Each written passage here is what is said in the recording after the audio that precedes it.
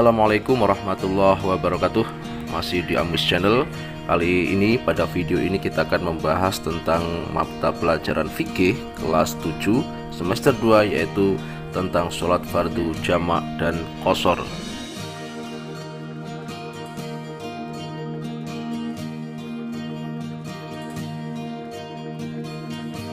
Sholat jamak qashar. 1. Pengertian jamak qashar. Apakah yang kita pahami dengan istilah jamak qashar? Sholat yang menggabungkan jamak dan qashar dalam satu pelaksanaan sholat. Contohnya pelaksanaan sholat duhur dan asar yang masing-masing dilaksanakan dengan 2 rakaat, tetapi juga dilaksanakan pada satu waktu, boleh di waktu sholat duhur atau sholat asar. 2. Memadukan kriteria diperbolehkan jamak qashar, yaitu ada 3. 1. Sholat yang memiliki 4 rakaat. 2. Sedang dalam bepergian dengan jarak yang telah disepakati, yaitu 120 km. 3. Berada dalam kondisi hujan deras dengan cuaca dingin dan ekstrim. Tata cara jamak qashar. Yang pertama, niat sholat jamak qashar, sholat duhur dan asar dengan jamak takdim. Sholli fardhu dhuhri qasharan majmu'an ma'al asri jam'a taqdim ma'muman atau imaman lillahi ta'ala. Aku berniat mengqashar sholat duhur yang dijamak dengan sholat asar dengan jamak takdim sebagai imam atau makmum hanya semata-mata karena Allah Subhanahu wa ta'ala. Setelah mengucapkan salam dalam rakaat kedua, berdiri dan berniat mengerjakan sholat asar bersamaan dengan pelaksanaan takbiratul ihram. Kemudian berniat usolli fardhul asri qasharan majmu'an ma'adzuhri jam'a taqdimin ma'muman atau imaman lillahi ta'ala. Aku berniat mengqashar sholat asar yang dijamak dengan sholat duhur dengan jamak takdim sebagai imam atau makmum hanya semata-mata karena Allah Subhanahu wa ta'ala. Kedua, niat sholat jamak qashar, sholat duhur dan asar dengan jamak takhir. Usolli fardhu dhuhri qasharan majmu'an ma'al asri jam'a takhirin ma'muman atau imaman lillahi ta'ala. Aku berniat mengqashar sholat duhur yang dijamak dengan sholat asar dengan jamak takhir sebagai imam atau makmum hanya semata-mata karena Allah Subhanahu wa ta'ala. Setelah mengucapkan salam dalam rakaat kedua, berdiri dan berniat mengerjakan sholat asar bersamaan dengan pelaksanaan takbiratul ihram. Kemudian berniat usolli fardhul asri qasran majmu'an ma'adzuhri jam'a takhirin ma'muman atau imaman lillahi ta'ala. Aku berniat mengqashar sholat asar yang dijamak dengan sholat duhur dengan jamak takhir sebagai imam atau makmum hanya semata-mata karena Allah Subhanahu wa ta'ala. Ketiga, niat sholat jamak qashar, sholat maghrib dan isya dengan jamak takdim.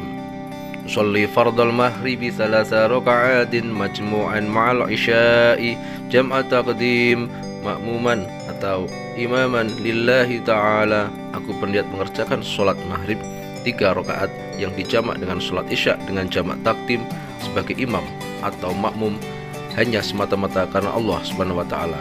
Setelah mengucapkan salam dalam rakaat ketiga, berdiri dan berniat mengerjakan sholat isya bersamaan dengan pelaksanaan takbiratul ihram dan berniat sholli fardhul isya'i raka'ataini qasran majmu'an ma'al maghribi jam'a taqdimin ma'muman atau imaman lillahi ta'ala. Aku berniat mengerjakan sholat isya 2 rakaat dengan qashar yang dijamak dengan sholat maghrib dengan jamak takdim sebagai imam atau makmum hanya semata-mata karena Allah Subhanahu wa ta'ala. Keempat, niat sholat jamak qashar, sholat maghrib dan isya dengan jamak takhir. Usolli fardhal maghribi 3 raka'atin majmu'an ma'al isya'i qasran jam'a takhir ma'muman atau imaman lillahi ta'ala. Aku berniat mengerjakan sholat maghrib 3 rakaat yang dijamak dengan sholat isya secara qashar dengan jamak takhir sebagai imam atau makmum hanya semata-mata karena Allah Subhanahu wa ta'ala.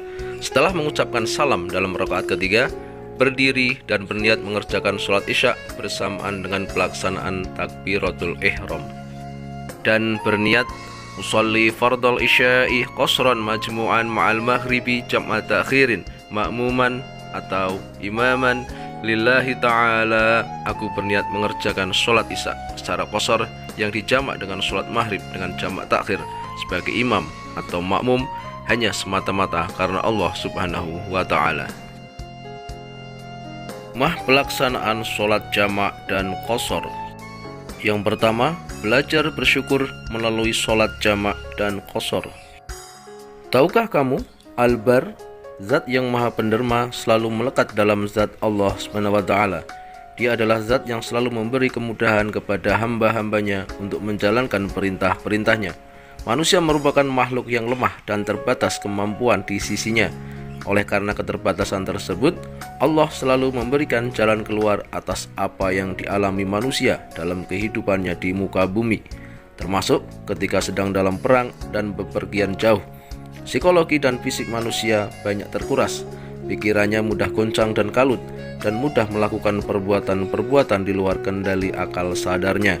Allah sangat mengetahui kondisi manusia tersebut dan secara terus-menerus membimbing manusia melalui pelaksanaan perintah-perintahnya. Manusia dengan menjalankan perintahnya berarti akan selalu mengingatnya sebagai pemilik mutlak dunia dan seisinya. Sebagai zat yang maha penderma, maka Allah SWT yang sangat tahu keadaan hamba-hambanya yang sedang berada dalam situasi perang dan bepergian jauh, maka perintah-perintahnya pun diperingan pelaksanaannya. Perintah sholat fardu tidak harus dilakukan secara lengkap dengan aturan-aturan yang sangat ketat, tetapi boleh dilakukan dengan cara menjamak dan mengqasar. Sebagaimana dikatakan Umar, kemurahan yang diberikan Allah merupakan bentuk sedekah kepada manusia sebagai hamba terkasihnya.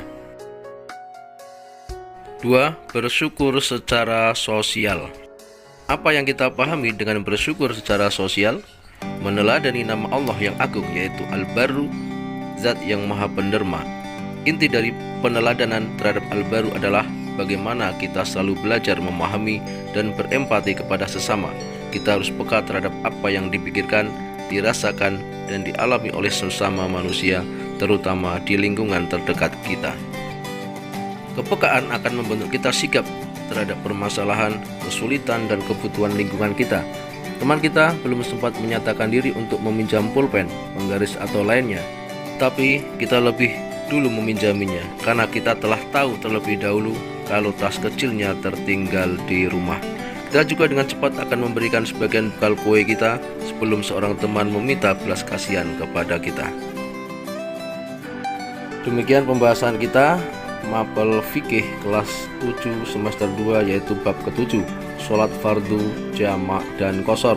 Semoga bermanfaat. Sekian, wassalamualaikum warahmatullahi wabarakatuh.